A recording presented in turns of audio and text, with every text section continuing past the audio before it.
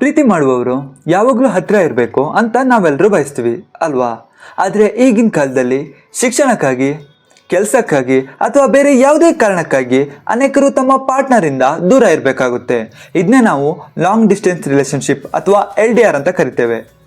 Long distance relationship ನಿಜಕ್ಕೂ ಒಂದು ದೊಡ್ಡ ಚಾಲೆಂಜ್. ನನ್ನ ಸಂಬಂಧ ದೂರ ಇದ್ರೂ ಚೆನ್ನಾಗಿರುತ್ತಾ, ನಂಬಿಕೆ ಉಳಿಯುತ್ತಾ, ಲೋನ್ಲಿ ಆಗಬಹುದಾ, ಇಂತಹ ಪ್ರಶ್ನೆಗಳು ನಿಮ್ಮನ್ನು ಕಾಡ್ತಿವೆಯಾ? ಚಿಂತಿಸಬೇಡಿ, ಇವತ್ತು ನಾನು ದೂರವಿದ್ರೂ ನಿಮ್ಮ ಸಂಬಂಧವನ್ನು ಹೇಗೆ ಸ್ಟ್ರಾಂಗ್ ಮತ್ತು ಹ್ಯಾಪಿಯಾಗಿ ಇಟ್ಕೊಳ್ಳೋದು ಅಂತ ಇವತ್ತಿನ ವಿಡಿಯೋದಲ್ಲಿ ಹೇಳ್ಕೊಡ್ತೀನಿ. ಸೊ ಈ 5 ಟಿಪ್ಸ್ಗಳು ನಿಮಗೆ ಖಂಡಿತ ಸಹಾಯ ಮಾಡುತ್ತೆ ಅಂತ ನಾನು ಭಾವಿಸ್ತೀನಿ. ಸೊ ವಿಡಿಯೋನ ಸ್ಟಾರ್ಟ್ ಮಾಡೋಣ. ಅದಕ್ಕಿಂತ ಮುಂಚೆ ನೀವೇನು ನಮ್ಮ ಚಾನಲ್ನ ಸಬ್ಸ್ಕ್ರೈಬ್ ಆಗಿಲ್ಲ ಅಂದರೆ ಸಬ್ಸ್ಕ್ರೈಬ್ ಮಾಡಿಕೊಂಡು ಪಕ್ಕದಲ್ಲಿ ಕಾಣುವಂಥ ಒಂದು ಬೆಲ್ ಐಕನ್ನ ಆಲ್ಗೆ ಸೆಟ್ ಮಾಡ್ಬೋದು. So let's get started. Tip number 1, clear and open communication. LDRನಲ್ಲಿ ಕಮ್ಯುನಿಕೇಷನ್ ನಿಮ್ಮ ಸಂಬಂಧದ ಹಾರ್ಟ್ ಬೀಟ್ ಇದ್ದಂತೆ. ನೀವು ಪ್ರತಿದಿನ ಮಾತನಾಡಬೇಕು, ಆದರೆ ಕೇವಲ ಹಾಯ್ ಹೇಗಿದ್ದೀರಾ ಅಂತ ಕೇಳುವುದಲ್ಲ. ನಿಮ್ಮ ದಿನದಲ್ಲಿ ನಡೆದ ಸಣ್ಣ ಪುಟ್ಟ ವಿಷಯಗಳನ್ನು, ನಿಮ್ಮ ಫೀಲಿಂಗ್ಸ್, ನಿಮ್ಮ ವರೀಸ್, ನಿಮ್ಮ ಡ್ರೀಮ್ಸ್ಗಳನ್ನ ಶೇರ್ ಮಾಡಿ.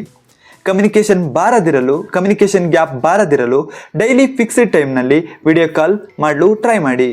ಟೈಮ್ ಝೋನ್ ಬೇರೆ ಇದ್ದರೂ ಒಬ್ಬರಿಗೊಬ್ಬರು ಅಡ್ಜಸ್ಟ್ ಮಾಡ್ಕೊಳ್ಳಿ. ನಿಮ್ಮ ಪಾರ್ಟ್ನರ್ಗೆ ಯಾವಾಗ ಬ್ಯುಸಿ ಇರ್ತಾರೋ ಎಂದು ಮೊದಲೇ ತಿಳಿದುಕೊಳ್ಳಿ. ಲಿಸ್ನಿಂಗ್ ಇಲ್ಲಿ ತುಂಬ ಮುಖ್ಯ ಆಗಿರುತ್ತೆ. Tip number 2, trust and transparency. ನಂಬಿಕೆ ಆ್ಯಂಡ್ ಪಾರದರ್ಶಕತೆ. ದೂರವಿದ್ದಾಗ ಡೌಟ್ ಮತ್ತು ಸಸ್ಪಿಷನ್ಸ್ ಬರುವುದು ಸಹಜ, ಆದರೆ ನಿಮ್ಮ ಪಾರ್ಟ್ನರ್ ಮೇಲೆ ಕಂಪ್ಲೀಟ್ ಟ್ರಸ್ಟ್ ಇಟ್ಕೊಳ್ಳೋದು LDRನಲ್ಲಿ ತುಂಬಾ ಎಸೆನ್ಷಿಯಲ್ ಆಗಿರುತ್ತೆ.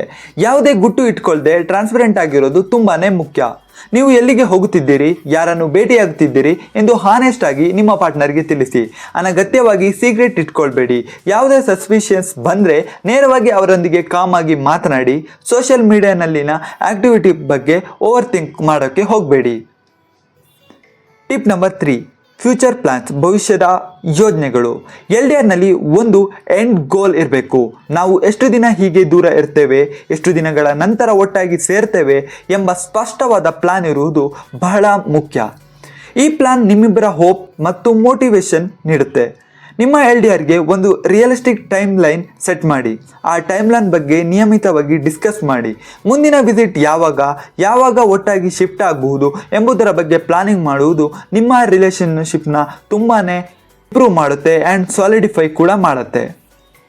Tip number 4, individual growth and personal life. ವೈಯಕ್ತಿಕ ಬೆಳವಣಿಗೆ ಮತ್ತು ವೈಯಕ್ತಿಕ ಜೀವನ LDRನಲ್ಲಿ ತುಂಬಾ ಮುಖ್ಯವಾಗಿರುತ್ತೆ. LDRನಲ್ಲಿ ಇದ್ದೀರಿ ಎಂದು ನಿಮ್ಮ ಪರ್ಸನಲ್ ಲೈಫನ್ನು ಸ್ಟಾಪ್ ಮಾಡ್ಕೊಳ್ಬೇಡಿ. ನಿಮ್ಮ ಫ್ರೆಂಡ್ಸ್ಗಳೊಂದಿಗೆ ಸಮಯ ಕಳೆಯಿರಿ. ನಿಮ್ಮ ಹಾಬೀಸ್ಗಳನ್ನು, ನಿಮ್ಮ ಗೋಲ್ಗಳನ್ನು, ನಿಮ್ಮ ಕರಿಯರ್ಗಳ ಮೇಲೆ ಜಾಸ್ತಿ ಫೋಕಸ್ ಮಾಡಿ. ನೀವು ಫಿಸಿಕಲಿ ಒಬ್ಬರೇ ಇದ್ದರೂ ಲೋನ್ಲಿಯಾಗಿ ಫೀಲ್ ಆಗಬಾರ್ದು. ಹೆಲ್ತಿ ಸೋಷಿಯಲ್ ಲೈಫ್ ಇಟ್ಕೊಳ್ಳಿ. ನಿಮ್ಮ ಪಾರ್ಟ್ನರ್ ಕೂಡ ತಮ್ಮ ಲೈಫನ್ನು ಎಂಜಾಯ್ ಮಾಡಬೇಕು ಅಂತ ಎನ್ಕರೇಜ್ಮೆಂಟ್ ಮಾಡಿ. ಆದರೆ ನಿಮ್ಮ ಪರ್ಸನಲ್ ಲೈಫ್ ಬಗ್ಗೆ ನಿಮ್ಮ ಪಾರ್ಟ್ನರ್ ರೆಗ್ಯುಲರ್ಲಿ ಅಪ್ಡೇಟ್ ಮಾಡಿ. ಇದರಿಂದ ಅವರು ಕನೆಕ್ಟೆಡ್ ಆಗಿ ಫೀಲ್ ಮಾಡ್ತಾರೆ. Tip number 5, creative way to connect. ಸಂಪರ್ಕ ಸಾಧಿಸಲು ಕ್ರಿಯಾತ್ಮಕ ಮಾರ್ಗಗಳು. ಕೇವಲ ಕಾಲ್ ಅಥವಾ ಮೆಸೇಜ್ ಮಾಡುವುದು ಮಾತ್ರವಲ್ಲ. ರಿಲೇಷನ್ಶಿಪ್ನಲ್ಲಿ ಸ್ಪಾರ್ಕ್ ಮತ್ತು ಫನ್ಗಳು ಅಲೆವಾಗಿಡಲು ಕ್ರಿಯೇಟಿವ್ ಆಗಿ ಥಿಂಕ್ ಮಾಡಿ.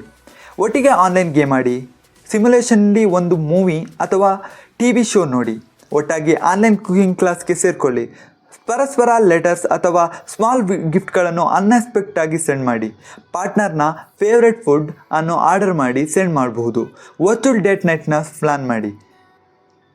ನೆನಪಿಡಿ, ಲಾಂಗ್ ಡಿಸ್ಟೆನ್ಸ್ ರಿಲೇಷನ್ಶಿಪ್ಗಳಿಗೆ ಹೆಚ್ಚಿನ ಎಫೋರ್ಟ್ ಮತ್ತು ಕಮಿಟ್ಮೆಂಟ್ ಬೇಕಾಗುತ್ತೆ. ಆದರೆ ಈ 5 ಸೀಕ್ರೆಟ್ಗಳನ್ನು ನೀವು ಅಪ್ಲೈ ಮಾಡಿದರೆ ದೂರವಿದ್ದರೂ ನಿಮ್ಮ ಪ್ರೀತಿ ಬಲಗೊಳ್ಳುತ್ತೆ ಮತ್ತು ನಿಮ್ಮ ಸಂಬಂಧ ನಿಜಕ್ಕೂ ಯಶಸ್ವಿಯಾಗುತ್ತೆ. ಡಿಸ್ಟೆನ್ಸ್ ಒಂದು ಟೆಂಪರವರಿ ಫೇಸ್ ಮಾತ್ರ ಆಗಿರುತ್ತೆ. ಈ ವಿಡಿಯೋ ನಿಮಗೆ ಹೆಲ್ಪ್ಫುಲ್ ಆಗಿದೆ ಅಂತ ನಾನು ಥಿಂಕ್ ಮಾಡ್ತೀನಿ. ಸೊ ಈ ವಿಡಿಯೋ ಇಷ್ಟ ಆದರೆ ಒಂದು ಲೈಕ್, ಹಾಗೆ ಇದೇ ರೀತಿಯ ಇಂಟ್ರೆಸ್ಟಿಂಗ್ ಆ್ಯಂಡ್ ಇನ್ಫಾರ್ಮೇಟಿವ್ ವಿಡಿಯೋ ಬೇಕಾದರೆ ಲವ್ ಸೀಕ್ರೆಟ್ ಕನ್ನಡ ಯೂಟ್ಯೂಬ್ ಚಾನಲ್ಗೆ ಸಬ್ಸ್ಕ್ರೈಬ್ ಮಾಡಿ. ಮತ್ತೊಂದು ಇಂಟ್ರೆಸ್ಟಿಂಗ್ ಟಾಪಿಕ್ ಜೊತೆ ನೆಕ್ಸ್ಟ್ ವಿಡಿಯೋದಲ್ಲಿ ಮತ್ತೆ ಬರ್ತೀನಿ. ಅಲ್ಲಿ ತನಕ ಟಾಟಾ, ಬಾಯ್ ಬಾಯ್.